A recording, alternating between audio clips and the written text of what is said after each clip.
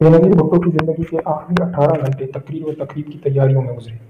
26 दिसंबर 2007 की रात जब बेनज़ीर एक लॉन्ग ड्राइव के बाद इस्लामाबाद के जरदारी हाउस पहुंची तो वो थक चुकी थी, लेकिन आईएसआई के सरबराह मेजर जनरल नदीम ताज का पैगाम उन तक पहुंचा था कि वो एक अहम काम के लिए उनसे मिलना चाहते हैं।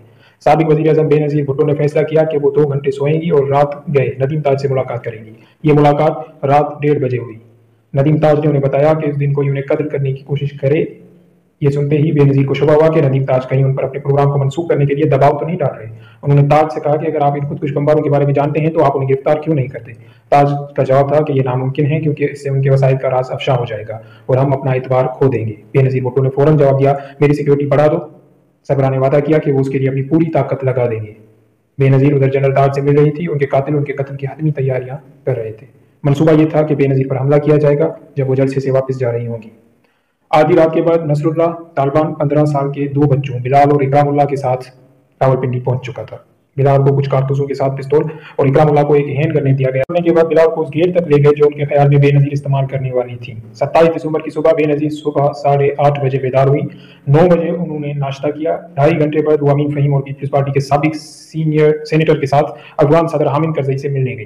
करजई इस्लामाबाद की सरीना होटल की 4थी मंजिल पर ठहरे थे। 1 बजे वो जरदारी हाउस वापस आई। उन्होंने खाना खाया। शाम को अपने साथियों के साथ लियाकत बाग में दी जाने वाली तकरीब को हतमी शक्ल दी। सफर को बेनज़ीर गाड़ियों के काफिले में लियाकताबाद के लिए रवाना हो गई।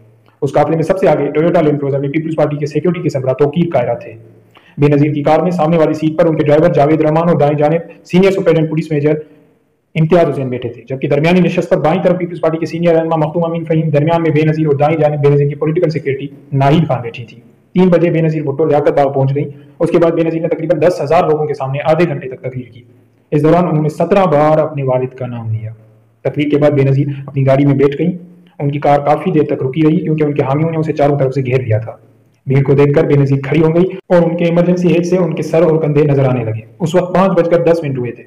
सुबह से इंतजार करने वाले बिलाल को महसूस हुआ कि उसका वक्त आ गया है। वो बेनज़ीर की गाड़ी के सामने गया और फिर उसके बगल में पहुंचा जहां कम लोग थे। उसने अपनी पिस्तौल निकाली और बेनज़ीर के सर का निशाना लिया। बिलाल ने 1 सेकंड से भी कम वक्त में 3 फायर किए। तीसरी गोली के चलने से ही बेनज़ीर स्केप हेज के नीचे पत्थर की तरह अपनी गाड़ी की सीट पर गिर पड़ी। जो ही वो नीचे गिरी, बिलाल ने खुदकुश बम भी फोड़ दिया।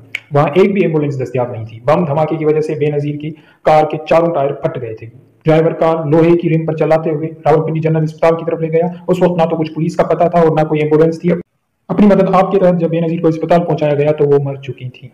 उनकी आंखों की पतलियां एक जगह ठहरी थी और टार्च की रोशनी से भी उनमें कोई हरकत नहीं थी। उनके सर से मुसलसल खून निकल रहा था और वहां से एक सफेद मादा निकल आया था और 6:16 पर बेनज़ीर को मुर्दा करार दिया गया था। सारे मर्दों को ऑपरेशन थिएटर से बाहर जाने के लिए कहा गया। डॉक्टर कुदसिया अंजुम कुरैशी और नर्सों ने उनके जिस्म को साफ किया और सर की चोट पर पट्टी लगाई। उनके खून से भीगे हुए कपड़े उतार दिए गए और उन्हें अस्पताल के कपड़े पहना दिए गए।